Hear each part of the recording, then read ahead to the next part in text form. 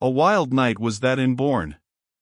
All the folk, free and unfree, man and woman, out on the streets, asking the meaning of those terrible shrieks, followed by a more terrible silence. At last Hereward strode down from the hall, his drawn sword in his hand. "Silence, good folks, and hearken to me, once for all. There is not a Frenchman left alive in Bourne. If you be the men I take you for, there shall not be one left alive between Wash and Humber." Silence, again, as a fierce cry of rage and joy arose, and men rushed forward to take him by the hand, women to embrace him. This is no time for compliments, good folks, but for quick wit and quick blows. For the law we fight, if we do fight, and by the law we must work, fight or not. Where is the lawman of the town? "I was lawman last night, to see such law done as there is left," said Parry. "But you are lawman now. Do as you will. We will obey you." "You shall be our lawman," shouted many voices. "I. Who am I? Out of law, and a wolf's head. We will put you back into your law, we will give you your lands in full husting." "Never mind a husting on my behalf." "Let us have a husting, if we have one, for a better end than that. Now, men of Bourne, I have put the coal in the bush. Dare you blow the fire till the forest is aflame from south to north? I have fought a dozen of Frenchmen. Dare you fight Taleboys and Gilbert of Ghent, with William, Duke of Normandy, at their back? Or will you take me, here as I stand, and give me up to them as an outlaw and a robber, to feed the crows outside the gates of Lincoln? Do it, if you will. It will be the wiser plan, my friends. Give me up to be judged and hanged, and so purge yourselves of the villainous murder of Gilbert's cook, your late lord and master."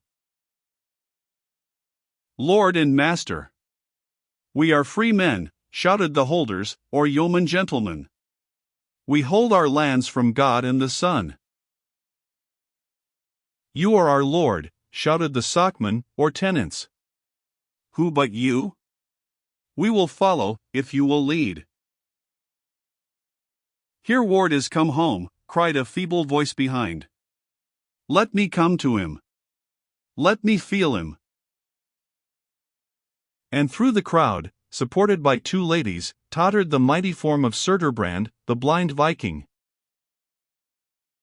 "Hereward is come," cried he, as he folded his master's son in his arms. "Hoy! He is wet with blood. Hoy! He smells of blood. Hoy! The ravens will grow fat now, for Hereward is come home." Some would have led the old man away, but he thrust them off fiercely. "Hoy! Come wolf! Hoy! Come kite! Hoy! Come ern from off the fin! You followed us, and we fed you well, when Swin Forkbeard brought us over the sea. Follow us now, and we will feed you better still, with the mongrel Frenchers who scoff at the tongue of their forefathers, and would rob their nearest kinsman of land and lass. Hoy! Swin's men! Hoy! Canute's men! Viking's sons, Seacock's sons, Berserker's sons all! Split up the war arrow, and send it round, and the curse of Odin on every man that will not pass it on. A war king tomorrow, and Hilder's game next day, that the old Surturbrand may fall like a freeholder, axe in hand, and not die like a cow, in the straw which the Frenchman has spared him." All men were silent, as the old Viking's voice, cracked and feeble when he began, gathered strength from rage, till it rang through the still night air like a trumpet blast. The silence was broken by a long wild cry from the forest, which made the women start, and catch their children closer to them. It was the howl of a wolf. "Hark to the witch's horse! Hark to the son of Fenris, how he calls for meat! Are ye your father's sons, ye men of Bourne? They never let the grey beast call in vain." Hereward saw his opportunity and seized it. There were those in the crowd, he well knew, as there must needs be in all crowds, who wished themselves well out of the business, who shrank from the thought of facing the Norman barons, much more the Norman king, who were ready enough, had the tide of feeling begun to ebb, of blaming Hereward for rashness, even though they might not have gone so far as to give him up to the Normans, who would have advised some sort of compromise, pacifying half measure, or other weak plan for escaping present danger, by delivering themselves over to future destruction. But 3 out of 4 there were good men and true. The savage chant of the old barbarian might have startled them somewhat, for they were tolerably orthodox Christian folk. But there was sense as well as spirit in its savageness, and they growled applause as he ceased. But Hereward heard, and cried, "The Viking is right. So speaks the spirit of our fathers, and we must show ourselves their true sons. Send round the war arrow, and death to the man who does not pass it on. Better die bravely together than falter and part company, to be hunted down one by men who will never forgive us as long as we have an acre of land for them to seize. Parry, son of Surturbrand, you are the lawman. Put it to the vote." "Send round the war arrow," shouted Parry himself, and if there was a man or two who shrank from the proposal, they found it prudent to shout as loudly as did the rest. Ere the morning light, the war arrow was split into 4 splinters, and carried out to the 4 airts, through all Kesteven. If the splinter were put into the housefather's hand, he must send it on at once to the next freeman's house. If he were away, it was stuck into his house door, or into his great chair by the fireside, and woe to him if, on his return, he sent it not on likewise. All through Kesteven went that night the arrow splinters, and with them the whisper, "Hereward is come again." And before midday there were 50 well-armed men in the old camping field outside the town, and Hereward haranguing them in words of fire. A chill came over them, nevertheless, when he told them that he must return at once to Flanders. But it must be, he said. He had promised his good lord and sovereign, Baldwin of Flanders, and his word of honor he must keep. 2 visits he must pay, ere he went, and then to sea. But within the year, if he were alive on ground, he would return, and with him ships and men, it might be with Sweyn and all the power of Denmark. Only let them hold their own till the Danes should come, and all would be well. And whenever he came back, he would set alight to 3 farms that stood upon a hill, whence they could be seen far and wide over the Brunswold and over all the fen, and then all men might know for sure that Hereward was come again. And 49 of them, says the chronicler, he chose to guard born, seemingly the lands which had been his nephew Morcar's, till he should come back and take them for himself. Godiva's lands, of Witham, Toft and Mainthorpe, Jerry his cousin should hold till his return, and send what he could off them to his mother at Crowland. Then they went down to the water and took barge, and laid the corpse therein, and Godiva and Hereward sat at the dead lad's head, and Winter steered the boat, and Gwennick took the stroke oar. And they rowed away for Crowland, by many a mere and many an ea, through narrow reaches of clear brown glassy water, between the dark green alders, between the pale green reeds, where the coot clanked, and the bittern boomed, and the sedgebird, not content with its own sweet song, mocked the song of all the birds around, and then out into the broad lagoons, where hung motionless, high overhead, hawk beyond hawk, buzzard beyond buzzard, kite beyond kite, as far as I could see. Into the air, as they rode on, whirred up the great skeins of wildfowl innumerable, with the cry as of all the bells of Crowland, or all the hounds of Brunswold, and clear above all the noise sounded the wild whistle of the curlews, and the trumpet note of the great white swan. Out of the reeds, like an arrow, shot the peregrine, singled one luckless mallard from the flock, caught him up, struck him stone dead with one blow of his terrible heel, and swept his prey with him into the reeds again. "Death! Death! Death!" said Lady Godiva, as the feathers fluttered down into the boat and rested on the dead boy's pall. War among man and beast, war on earth, war in air, war in the water beneath, as a great pike rolled at his bait, sending a shoal of white fish flying along the surface. And war, says Holy Writ, in heaven above. O thou who didst die to destroy death, when will it all be over? And thus they glided on from stream to stream, until they came to the sacred isle of the inheritance of the Lord, the soil of St. Mary and St. Bartholomew, the most holy sanctuary of St. Guthlac and his monks, the minster most free from worldly servitude, the special almshouse of the most illustrious kings, the sole place of refuge for anyone in all tribulations, the perpetual abode of the saints, the possession of religious men, especially set apart by the common council of the kingdom, by reason of the frequent miracles of the most holy confessor, and ever fruitful mother of camphire in the vineyards of Engedi, and, by reason of the privileges granted by the kings, the city of grace and safety to all who repent. As they drew near, they passed every minute some fisher's log canoe, in which worked with net or line the criminal who had saved his life by fleeing to St. Guthlac, and becoming his man henceforth, the slave who had fled from his master's cruelty, and here and there in those evil days, the master who had fled from the cruelty of Normans, who would have done to him as he had done to others. But all old grudges were put away there.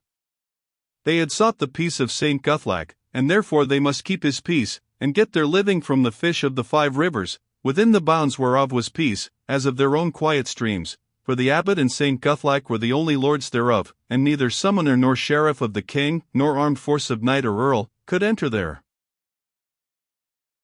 At last they came to Crowland Minster, a vast range of high-peaked buildings, founded on piles of oak and hazel driven into the fen, itself built almost entirely of timber from the Brunswold, barns, granaries, stables, workshops, strangers' hall, fit for the boundless hospitality of Crowland, infirmary, refectory, dormitory, library, abbot's lodgings, cloisters, and above, the great minster towering up, a steep pile, half wood, half stone, with narrow round-headed windows and leaden roofs, and above all the great wooden tower, from which, on high days, chimed out the melody of the 7 famous bells, which had not their like in English land. Guthlac, Bartholomew, and Bedelm were the names of the biggest, Turketil and Tatwin of the middle, and Pega and Bega of the smallest. So says Ingolf, who saw them a few years after, pouring down on his own head in streams of melted metal.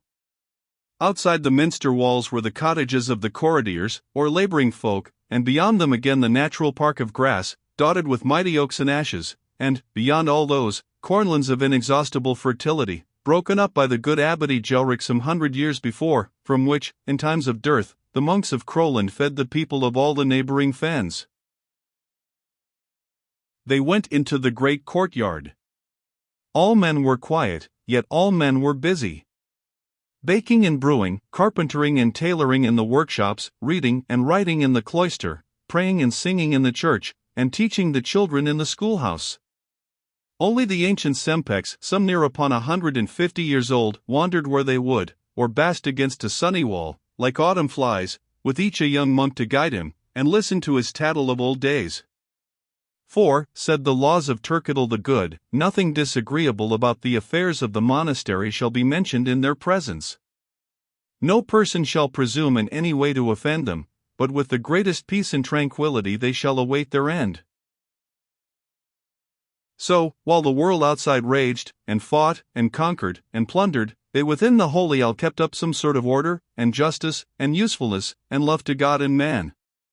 And about the yards, among the feet of the monks, hopped the sacred ravens, descendants of those who brought back the gloves at St. Guthlac's bidding, and overhead, under all the eaves, built the sacred swallows, the descendants of those who sat and sang upon St. Guthlac's shoulders, and when men marveled thereat, he, the holy man, replied, Know that they who live the holy life draw nearer to the birds of the air, even as they do to the angels in heaven. And Lady Godiva called for old Abbot Ulfketil, the good and brave, and fell upon his neck, and told him all her tale, and Ulfketil wept upon her neck, for they were old and faithful friends. And they passed into the dark, cool church, where in the crypt under the high altar lay the thumb of St. Bartholomew, which old Abbot Turketil used to carry about, that he might cross himself with it in times of danger, tempest, and lightning, and some of the hair of St. Mary, Queen of Heaven, in a box of gold, and a bone of St. Leodegar of Aquitaine, and some few remains, too, of the holy bodies of St. Guthlac, and of St. Bedel, his servant, and St. Tatwin, who steered him to Crowland, and St. Egbert, his confessor, and St. Chissa the anchorite, and of the most holy Virgin St. Etheldreda, and many more. But little of them remained, since Sigtryg and Bagsack's heathen Danes had heaped them pell-mell on the floor, and burned the church over them and the bodies of the slaughtered monks. The plunder which was taken from Crowland on that evil day lay, and lies still, with the plunder of Peterborough and many a minster more, at the bottom of the Nene, at Huntington Bridge. But it had been more than replaced by the piety of the Danish kings and nobles, and above the 12 white bearskins which lay at the 12 altars blazed, in the light of many a wax candle, gold and jewels inferior only to those of Peterborough and Coventry. And there in the nave they buried the lad Godwin, with chant and dirge, and when the funeral was done Hereward went up toward the high altar, and bade Winter and Gwennock come with him. And there he knelt, and vowed a vow to God and Saint Guthlac and the Lady Torfrida his true love, never to leave from slaying while there was a Frenchman left alive on English ground. And Godiva and Ulfketil heard his vow, and shuddered, but they dared not stop him, for they, too, had English hearts. And Winter and Gwennock heard it, and repeated it word for word. Then he kissed his mother, and called Winter and Gwennock, and went forth. He would be back again, he said, on the 3rd day. Then those 3 went to Peterborough, and asked for Abbot Brand. And the monks let them in, for the fame of their deed had passed through the forest, and all the French had fled. And old Brand lay back in his great armchair, his legs all muffled up in furs, for he could get no heat, and by him stood Herluin the prior, and wondered when he would die, and Thorold take his place, and they should drive off the old Gregorian chants from the choir, and have the new Norman chants of Robert of Fecamp, and bring in French Roman customs in all things, and rule the English boors with a rod of iron. And old Brand knew all that was in his heart, and looked up like a patient ox beneath the butcher's axe, and said, Have patience with me, brother Herluin, and I will die as soon as I can, and go where there is neither French nor English, Jew nor Gentile, bond or free, but all are alike in the eyes of him who made them. But when he saw Hereward come in, he cast the mufflers off him, and sprang up from his chair, and was young and strong in a moment, and for a moment. And he threw his arms round Hereward, and wept upon his neck, as his mother had done. And Hereward wept upon his neck, though he had not wept upon his mother's. Then Brand held him at arm's length, or thought he held him, for he was leaning on Hereward, and tottering all the while, and extolled him as the champion, the warrior, the stay of his house, the avenger of his kin, the hero of whom he had always prophesied that his kin would need him, and that then he would not fail. But Hereward answered him modestly and mildly. Speak not so to me and of me, Uncle Brand. I am a very foolish, vain, sinful man, who have come through great adventures, I know not how, to great and strange happiness, and now again to great and strange sorrows, and to an adventure greater and stranger than all that has befallen me from my youth up until now. Therefore make me not proud, Uncle Brand, but keep me modest and lowly, as befits all true knights and penitent sinners, for they tell me that God resists the proud, and giveth grace to the humble. And I have that to do which I cannot, unless God and his saints give me grace from this day forth. Brand looked at him, astonished, and then turned to Herluin. Did I not tell thee, prior? This is the lad whom you called graceless and a savage, and see, since he has been in foreign lands, and seen the ways of knights, he talks as clerkly as a Frenchman, and as piously as any monk. The Lord Hereward, said Herluin, has doubtless learned much from the manners of our nation which he would not have learned in England.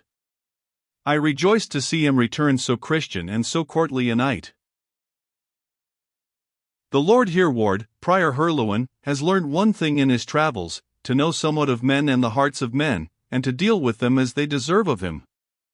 They tell me that one Thorold of Malmesbury, Thorold of Fecamp, the minstrel, he that made the Song of Roland, that he desires this abbey. I have so heard, my lord. Then I command, I, Hereward, Lord of Bourne, that this abbey be held against him and all Frenchmen, in the name of Swindolfson, King of England, and of me. And he that admits a Frenchman therein, I will shave his crown for him so well, that he shall never need razor more. This I tell thee, and this I shall tell your monks before I go. And unless you obey the same, my dream will be fulfilled, and you will see Goldenbreg in a light low, and burning yourselves in the midst thereof. Svend Ulfson? Svend of Denmark? What words are these? Cried Brand. You will know within 6 months, uncle. I shall know better things, my boy, before 6 months are out. Uncle, uncle, do not say that. Why not? If this mortal life be at best a prison and a grave, what is it worth now to an Englishman? More than ever, for never had an Englishman such a chance of showing English mettle, and winning renown for the English name. Uncle, you must do something for me and my comrades ere we go. Well, boy? Make us knights. Knights, lad? I thought you had been a belted knight this dozen years? I might have been made a knight by many, after the French fashion, many a year agone. I might have been knight when I slew the white bear. Ladies have prayed me to be knighted again and again since. Something kept me from it. Perhaps, with a glance at Herluin, I wanted to show that an English squire could be the rival and the leader of French and Flemish knights.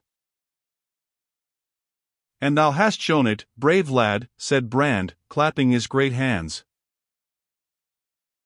Perhaps I long to do some mighty deed at last, which would give me a right to go to the bravest knight in all Christendom, and say, give me the accolade, then. Thou only art worthy to knight as good a man as thyself. Pride and vainglory, said Brand, shaking his head. But now I am of a sounder mind. I see now why I was kept from being knighted, till I had done a deed worthy of a true knight, till I had mightily avenged the wronged, and mightily succored the oppressed, till I had purged my soul of my enmity against my own kin, and could go out into the world a new man, with my mother's blessing on my head. But not of the robbery of St. Peter, said Herluin. The French monk wanted not for moral courage, no French monk did in those days. And he proved it by those words. Do not anger the lad, Prior, now, too, above all times, when his heart is softened toward the Lord. He has not angered me. The man is right. Here, Lord Abbot and Sir Prior, is a chain of gold, won in the wars. It is worth 50 times the 16 pence which I stole, and which I repaid double. Let St. Peter take it, for the sins of me and my 2 comrades, and forgive. And now, Sir Prior, I do to thee what I never did for mortal man. I kneel, and ask thy forgiveness. Kneel, Winter. Kneel, Gwennick. And Hereward knelt. Herluin was of double mind. He longed to keep Hereward out of St. Peter's grace. He longed to see Hereward dead at his feet, not because of any personal hatred, but because he foresaw in him a terrible foe to the Norman cause. But he wished, too, to involve Abbot Brand as much as possible in Hereward's rebellions and misdeeds, and above all, in the master offense of knighting him, for that end, he saw, Hereward was come. Moreover, he was touched with the sudden frankness and humility of the famous champion. So he answered mildly, Verily, thou hast a knightly soul. May God and St. Peter so forgive thee and thy companions as I forgive thee, freely and from my heart. Now, cried Hereward, a boon. A boon. Knight me and these my fellows, Uncle Brand, this day. Brand was old and weak, and looked at Herluin. I know, said Hereward, that the French look on us English monk-made knights as spurious and adulterine, unworthy of the name of knight. But, I hold, and what churchman will gainsay me, that it is nobler to receive sword and belt from a man of God than from a man of blood like oneself. The fittest to consecrate the soldier of an earthly king, is the soldier of Christ, the King of Kings. Footnote, almost word for word from the life of Hereward. He speaks well, said Herluin. Abbot, grant him his boon. Who celebrates High Mass tomorrow? Wilton the priest, the monk of Ely, said Hereward, aloud. And a very dangerous and stubborn Englishman, added he to himself. Good. Then this night you shall watch in the church. Tomorrow, after the gospel, the thing shall be done as you will. That night 2 messengers, knights of the abbot, galloped from Peterborough. One to Evo Taleboys at Spalding, to tell him that Hereward was at Peterborough, and that he must try to cut him off upon the Agelrics road, the causeway which one of the many abbots Agelric had made some 30 years before, through Deepington to Spalding, at an enormous expense of labour and of timber. The other knight rode south, along the Roman road to London, to tell King William of the rising of Kesteven, and all the evil deeds of Hereward and of Brand. And old Brand slept quietly in his bed, little thinking on what errands his prior had sent his knights. Hereward and his comrades watched that night in St. Peter's Church. Oppressed with weariness of body and awe of mind, they heard the monks drone out their chants through the misty gloom. They confessed the sins, and they were many, of their past wild lives. They had to summon up within themselves courage and strength henceforth to live, not for themselves, but for the fatherland which they hoped to save. They prayed to all the heavenly powers of that pantheon which then stood between man and God, to help them in the coming struggle, but ere the morning dawned, they were nodding, and used to any long strain of mind. Suddenly Hereward started, and sprang up, with a cry of fire. What? Where? Cried his comrades, and the monks who ran up. The minster is full of flame. No use. Too late. You cannot put it out. It must burn. You have been dreaming, said one. I have not, said Hereward. Is it Lammas night? What a question! It is the vigil of the Nativity of St. Peter and St. Paul. Thank heaven! I thought my old Lammas night's dream was coming true at last. Hereward heard, and knew what he meant. After which Hereward was silent, filled with many thoughts. The next morning, before the High Mass, those 3 brave men walked up to the altar, laid thereon their belts and swords, and then knelt humbly at the foot of the steps till the gospel was finished. Then came down from the altar Wilton of Ely, and laid on each man's bare neck the bare blade, and bade him take back his sword in the name of God and of St. Peter and St. Paul, and use it like a true knight, for a terror and punishment to evildoers, and a defense for women and orphans, and the poor and the oppressed, and the monks the servants of God. And then the monks girded each man with his belt and sword once more. And after Mass was sung, they rose and went forth, each feeling himself, and surely not in vain, a better man. At least this is certain, that Hereward would say to his dying day, how he had often proved that none would fight so well as those who had received their sword from God's knights the monks. And therefore he would have, in after years, almost all his companions knighted by the monks, and brought into Ely with him that same good custom which he had learnt at Peterborough, and kept it up as long as he held the isle. So says the chronicler Leofric, the minstrel and priest. It was late when they got back to Crowland. The good abbot received them with a troubled face. As I feared, my lord, you have been too hot and hasty. The French have raised the country against you. I have raised it against them, my lord. But we have news that Sir Frederick. And who may he be? A very terrible Goliath of these French, old and crafty, a brother of old Earl Warenne of Norfolk, whom God confound. And he has sworn to have your life, and has gathered knights and men-at-arms at Lynn in Norfolk. Very good, I will visit him as I go home, Lord Abbot. Not a word of this to any soul. I tremble for thee, thou young David. One cannot live forever, my lord. Farewell. A week after, a boatman brought news to Crowland how Sir Frederick was sitting in his inn at Lynn, when there came in one with a sword, and said, I am Hereward. I was told that thou didst desire, greatly, to see me, therefore I am come, being a courteous knight, and therewith smote off his head. And when the knights and others would have stopped him, he cut his way through them, killing some 3 or 4 at each stroke, himself unhurt, for he was clothed from head to foot in magic armor, and whosoever smote it, their swords melted in their hands. And so, gaining the door, he vanished in a great cloud of seafowl, that cried forever, Hereward is come home again. And after that, the Funmen said to each other, that all the birds upon the meres cried nothing, save Hereward is come home again. And so, already surrounded with myth and mystery, Hereward flashed into the fens and out again, like the lightning brand, destroying as he passed.